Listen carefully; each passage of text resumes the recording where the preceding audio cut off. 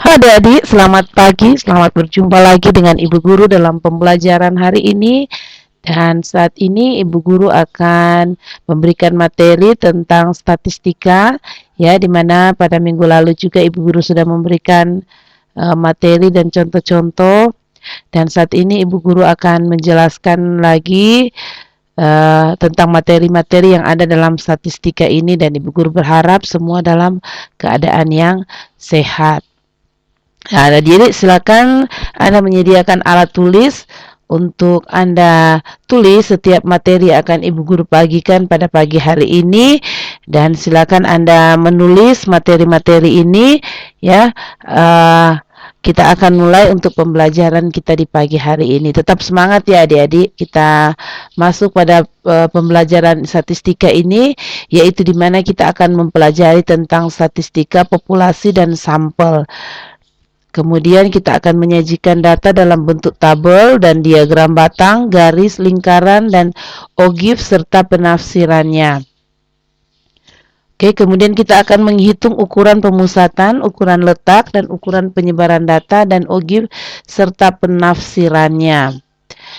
Oke, kemudian untuk statistik populasi dan sampel ini, pengertian statistika adalah pengetahuan yang berhubungan dengan cara-cara pengumpulan dan penyusunan data, pengolahan dan penganalisisan data serta penyajian data berdasarkan kumpulan dan analisis data yang dilakukan. Nah, statistik itu adalah hasil-hasil dari pengolahan dan analisis data yang berupa min, modus, median, dan sebagainya. Statistik dapat digunakan untuk menyatakan kesimpulan data berbentuk bilangan yang disusun dalam bentuk tabel atau diagram yang menggambarkan karakteristik dari data tersebut. Kemudian populasi dan sampel. Nah, populasi adalah keseluruhan objek yang akan diteliti. Kemudian sampel adalah sebagian dari populasi yang diteliti sebagai contoh. Nah, adik-adik perhatikan, menyajikan data dalam bentuk tabel, diagram batang, garis, lingkaran, dan ogif serta penafsirannya. Nah, ini ada contoh-contoh daerah-daerah, ya, ada Cianjur, Kerawang, Bekasi, Cirebon, Bogor. Kemudian ada hasil produksinya. Cianjur dalam kuintal, ya. Cianjur 100, Kerawang 120, Bekasi 40, Cirebon 80, dan Bogor 60. Oke. Kita akan penyajian data untuk data tunggal. Yang pertama dalam bentuk tabel seperti ini, ya adik-adik, yang Ibu Guru baca tadi. Kemudian penyajian data statistik dalam bentuk tabel, misalnya hasil produksi rata-rata padi kering per hektar di 5 daerah seperti gambar di bawah ini. Jadi ini adalah hasil produksi rata-rata padi kering per hektar di 5 daerah ini. Kemudian adik-adik perhatikan, ini adalah diagram batang dengan data tabel. Ya, yang tabel tadi, ya. Ini adalah diagram batang hasil produksi kuintalnya. Jadi yang produksi tertinggi kita lihat adalah Kerawang, yaitu 120. Yang kedua adalah Cianjur 100, kemudian Bogor 80, Cirebon 60, dan Bekasi 40. Ini, ya, dalam bentuk diagram batang, ya. Tadi dalam bentuk tabel, sekarang diagram batang. Kemudian diagram batang ini penyajian data statistik menggunakan gambar berbentuk batang. Jadi gambarnya berbentuk batang, ya, seperti ini, ya. Oke. Nah, berikut ini diagram garis. Diagram garis dengan data tabel Anda perhatikan. Ini diagram garis, ya. Anda lihat yang hasil tadi, hasil produksi, ini dibuat dalam bentuk diagram garis. Adik-adik perhatikan, ya, tadi diagram batang, ini diagram garis. Dari tabel yang pertama tadi. Oke, kita lihat yang tertinggi adalah Kerawang dan selanjutnya. Kemudian diagram hasil produksi padi di 5 daerah ini dibuat dalam bentuk diagram lingkaran ya. Lingkaran. Jadi yang dalam bentuk lingkaran tentu dalam persentase. Dan yang paling besar yaitu Kerawang 30%. Ya. 30%, Cianjur 25%, Bogor 20%, Cirebon 15%, Bekasi 10%. Ini ya, dihitung dari data yang ada di tabel ya. Kemudian ini penyajian data untuk data dikelompokkan ya. Ini dikelompokkan ya, daftar distribusi frekuensi.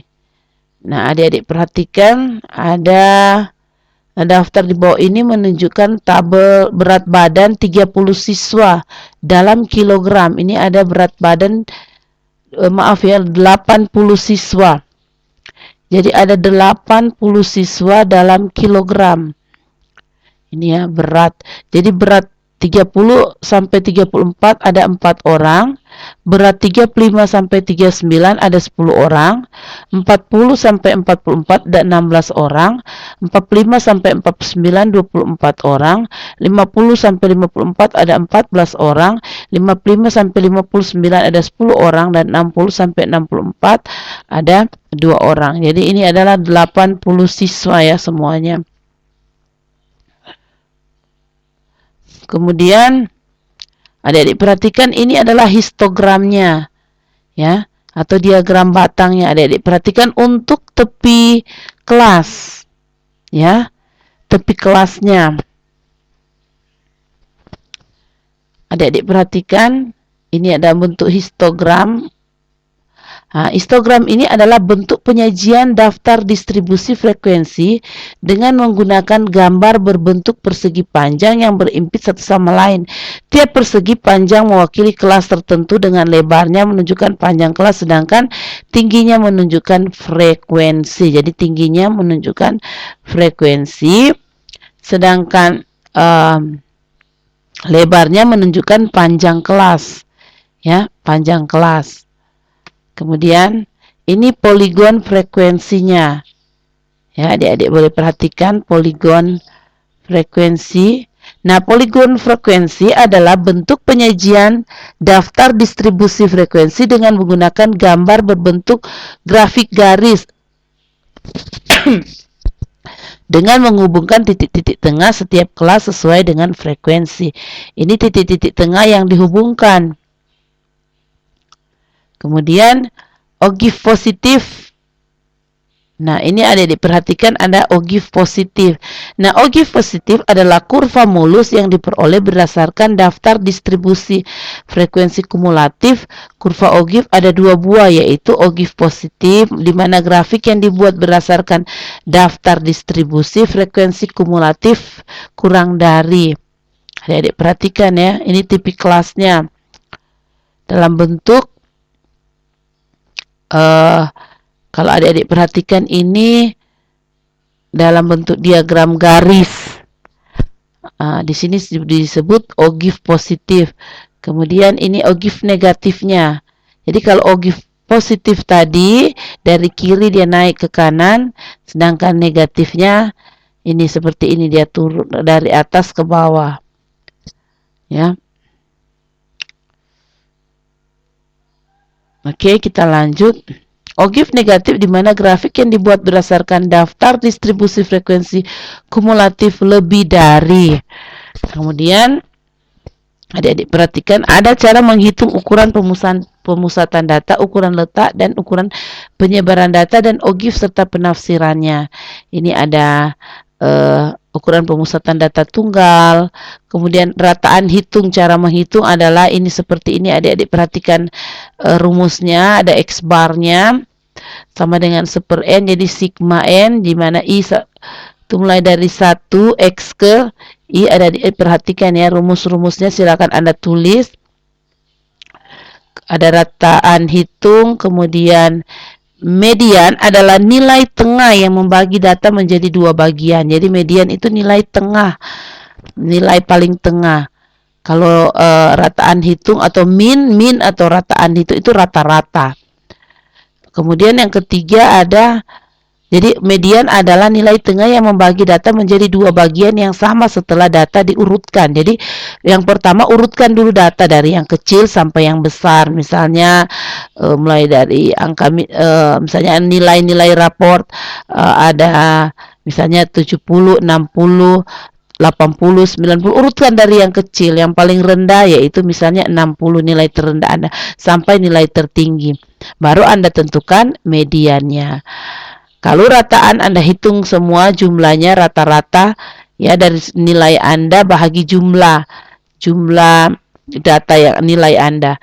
Kemudian yang ketiga modus adalah nilai datum yang paling sering muncul. Misalnya nilai raport Anda paling banyak misalnya 80, berarti nilai modusnya 80 karena nilai paling banyak muncul. Itu disebut modus. Ini adalah ukuran letak data kelompok ya adik-adik, ada kuartil, desil. Jadi adik-adik silakan tulis rumus-rumusnya, kuartil, kemudian desil. Kemudian ada lagi ukuran letak data tunggal, ada jadi yang pertama kuartil adalah nilai yang membagi seluruh data menjadi 4 bagian. Jadi ini kuartil, 4 bagian yang sama setelah data tersebut diurutkan. Kemudian desil adalah ukuran yang membagi data menjadi 10 bagian yang sama besar setelah data tersebut diurutkan. Jadi semua data diurutkan dari yang kecil sampai yang besar. Oke, ini ada adik-adik ukuran penyebaran data tunggal ya. Adik-adik boleh tulis jangkauan antar kuartilnya H-3 kurang Q1. Jadi ini ya, ada rumus-rumusnya. Simpangan kuartil Q-D sama dengan 1/2 Q3 kurang Q1. Kemudian ada langkah atau L 1/2 Q3 kurang Q1. Jadi yang pertama cari dulu jangkauan kuartil, baru Anda dapat simpangan kuartil, langkah, pagar dalam Q1 kurang L, pagar luar Q3 tambah L, simpangan rata-rata, jadi SR sama dengan adik-adik tulis ya, ini rumus-rumusnya ya, ragam, ini semua rumus simpangan baku, ini semua rumus-rumusnya, silakan adik-adik tulis, nanti adik-adik pelajari dan adik-adik bisa mencoba menjawab soal-soal yang ada. Jadi coba adik-adik menulisnya. Nah, sekarang ini ada adik-adik buat soalnya. Nah, yang pertama diketahui data sebagai berikut. Adik-adik lihat ya. Berarti langkah pertama Anda harus menyusun dulu data yang terkecil di sini 6, berarti mulai dari, jadi Anda susun 6, ada berapa tuh 6, Anda urutkan, kemudian 7 ada berapa, 8 ada berapa, mencari rata-rata sudah Ibu Guru bilang tadi, Anda hitung rata-rata berarti jumlahkan semua bahagi banyaknya ini berapa, jadi adik-adik tentukan mediannya. Mediannya nilai tengah dari ini diurutkan dari yang kecil sampai yang besar, yang paling tengah apa, kemudian modus yang paling banyak muncul, kemudian kuartil dan seterusnya. Adik-adik coba menjawab ya, coba menjawab pertanyaan-pertanyaan ini ya. Nanti jika Anda mengalami kesulitan atau apa, nanti bisa bertanya pada Bu Guru dan adik-adik bisa mencoba ya, ada buku, Anda bisa download bukunya, Anda juga bisa ada YouTube yang bisa Anda saksikan untuk cara bagaimana menghitung semua ini. Kemudian adik-adik perhatikan ada soal nomor 2, silakan adik-adik juga tulis ya, adik-adik coba menjawab ya pertanyaan-pertanyaan ini, mudah-mudahan adik-adik bisa menjawab ya semua soal ini. Silakan adik-adik tulis dan coba menjawabnya. Oke, bisa jadi adik-adik juga bisa menyaksikan YouTube penjelasan-penjelasan dari materi-materi ini. Oke, adik-adik, kalau sampai di sini adik-adik sudah selesai menulis. Terima kasih, sampai kita jumpa lagi pada pembelajaran berikutnya. Shalom, selamat pagi.